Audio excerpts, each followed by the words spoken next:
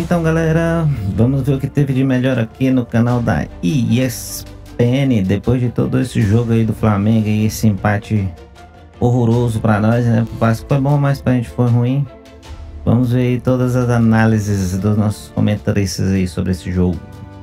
Bola na trave com Bruno Henrique, bola no travessão do Léo Ortiz, Flamengo criando muito, desperdiçando, mas o Vasco o tempo inteiro vivo de alguma maneira no jogo. E o Paiva com as mexidas tentando consertar o que não dava certo. E o prof falou que ele é um mágico para esse time do Vasco, curiosamente é o apelido do Felipe Coutinho também, mas faltou a magia do Paiva antes. Poderia ter feito antecipado as mexidas, já que o time do Vasco estava com dificuldade para engrenar, para jogar. Então, se essas mexidas tivessem acontecido antes, o Vasco poderia ter até tentado uma melhor sorte no jogo, porque faltava justamente a velocidade do time, a dinâmica que teve no contra-ataque, em que sai o gol do Felipe Coutinho, e por mais que o time possa ter deixado ali o torcedor apreensivo no primeiro tempo, mais uma vez com essa necessidade de melhorar no segundo que não jogou no primeiro, e também ter sido inferior ao seu rival, mas por outro lado, se a gente analisa o contexto,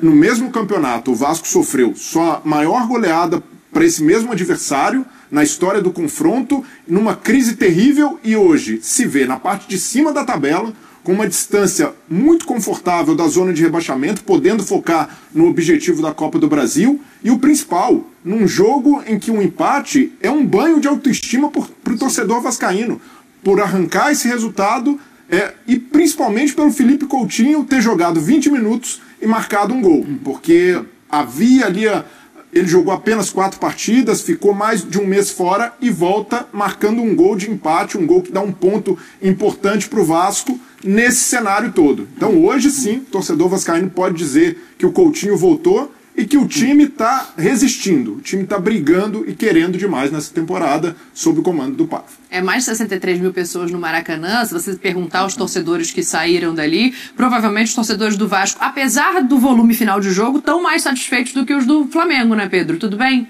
Tudo bem, Dani. Achei que Dani não ia deixar eu falar, mas um beijo especial para você. Não, claro. Eu estava ansioso por esse momento. Achei que ela tentou. Você não percebeu a ordem da dinâmica? Eu tentei, claramente ela tentou. Eu não entendi, tinha que ser o primeiro, era isso? É um linha de passe especial com você, Daniela, professor Breire, André, agora falando sério. Você traz essa observação, e é importante essa sensibilidade, porque o clássico, ele permite isso. O clássico tem viradas, né? Situações, viradas de chave dentro de ano, dentro de competição. E um clássico é um clássico onde um time jogou mal, o Vasco jogou mal, o Vasco teve um primeiro tempo, sabe, de em algum momento torcer para acabar o primeiro tempo e comemorar que não levou gol. O Vasco teve dificuldade no segundo tempo, o Vasco não se encontrava em campo e a torcida sai feliz, a verdade é essa.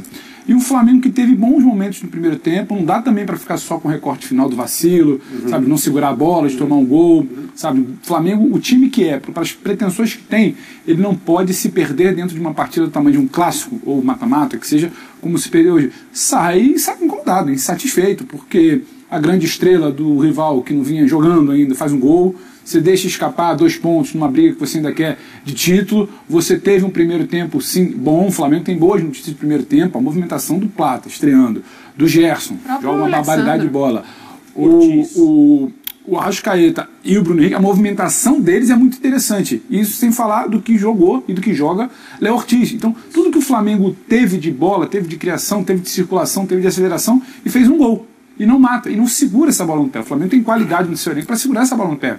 Se cansou, se tudo mais. O Vasco tinha dificuldade de jogar. E o Vasco precisou de uma bola para ferir esse Flamengo. Então acho que é algo que o Flamengo precisa pensar. O Flamengo também vai precisar pensar sobre finalização sem o Pedro. Sobre não basta ter movimentação do Plata, o Gerson saindo de um lado para o outro, a Arrascaeta fazendo uma que seria ali do Luiz Araújo, o Bruno tentando se movimentar, o volume, 17 finalizações que a gente falou, né? E você não espetar, você vai ter que espetar um Peñarol dentro de casa para fazer vantagem, você vai ter que machucar um Peñarol talvez fora de casa para se classificar, falando de Libertadores, numa semifinal de Copa do Brasil, também você vai precisar se impor, e aí você olha para um jogo desse tamanho, você sai muito incomodado, porque você sente essa coisa do quando parece que tem uma boa atuação, a gente estaria aqui falando de uma grande vitória, de uma atuação assim espetacular do Gerson, do Léo Ortiz, de um primeiro tempo que botou o adversário, sabe, só que ele precisa entender também contra quem ele está jogando, porque o Vasco, que empata contra o Flamengo hoje, ele virou isso aí nas últimas semanas, nos últimos meses, sob o comando do Rafael Paiva. Ele não joga bem contra o Atlético Paranaense. em Curitiba, quando se classifica. Mas ele não se ausenta, né?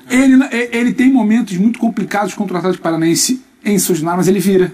Ele compete, ele tem um gol, ele sustenta a pressão, ele não se entrega contra o Flamengo. O Vasco, de alguns anos atrás, tomar 1-0 do Flamengo era... Maria mais, você né? podia trocar de canal, você podia fazer outra coisa, porque ou o Flamengo ia sustentar com muita tranquilidade, ou o Vasco ia tomar mais. E hoje não. Então o Flamengo também tem que saber quem é que está do outro lado.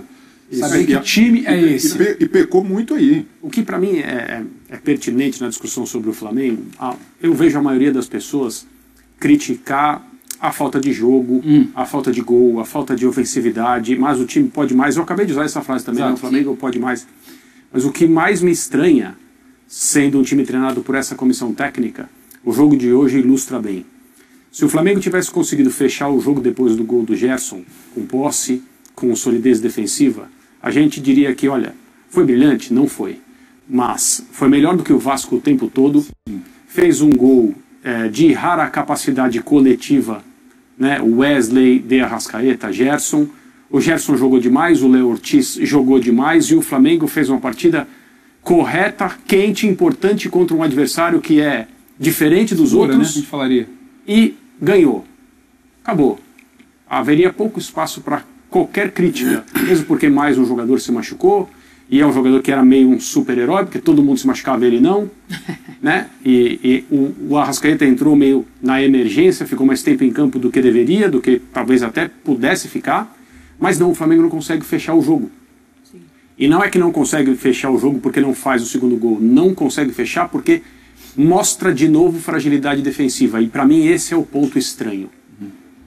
Porque ao longo da carreira do Tite, ele teve até alguns times que eram ofensivamente interessantes, no sentido de estão jogando talvez no máximo da sua capacidade. Extremamente maduras nesse cenário. Com mas 1 a 0 nesse cenário acabava o jogo. É o zagueiro não ia vacilar como o Léo Pereira 1-0 no meio do primeiro tempo, acabou o jogo. Exato. Pode, como você falou, pode trocar de canal.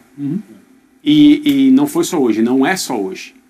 Aliás, exceto o recorte do campeonato estadual, que a gente de novo insistiu, foram feitas poucas ressalvas, isso tem pouca relevância para o que interessa no calendário de um time como o Flamengo, mas fora o campeonato estadual, o Flamengo é um time que permite ao adversário, e permitiu hoje. Aí o gol que o Flamengo toma, para um time que está brigando e tem a pretensão que o Flamengo tem na temporada, é inadmissível, é de chegar no vestiário, de ter bronca, de ter conversa num tom alto.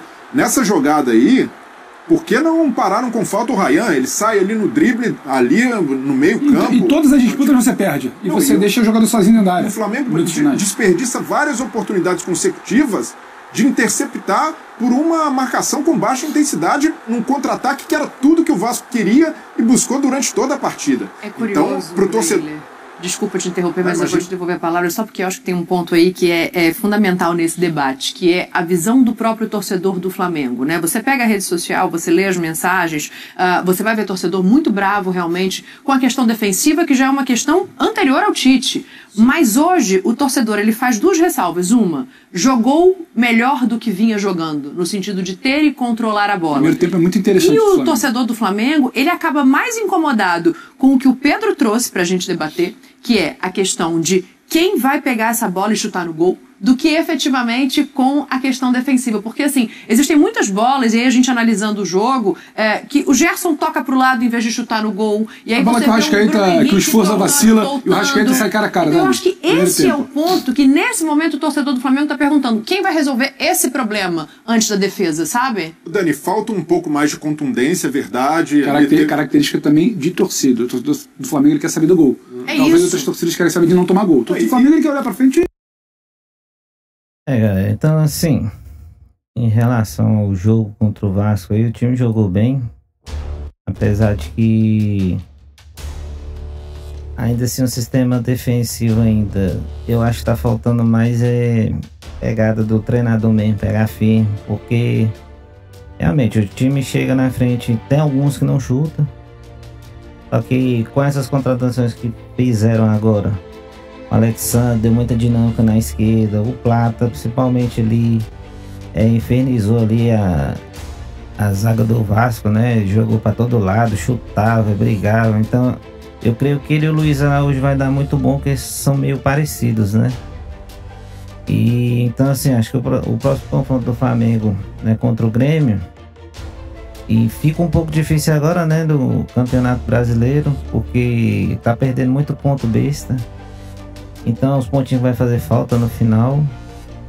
Mas vamos ficar esperançosos aí, vamos ver se o Tite consegue melhorar, né? Porque a gente já tá com isso desde o começo do ano e não consegue melhorar mais do que já tá.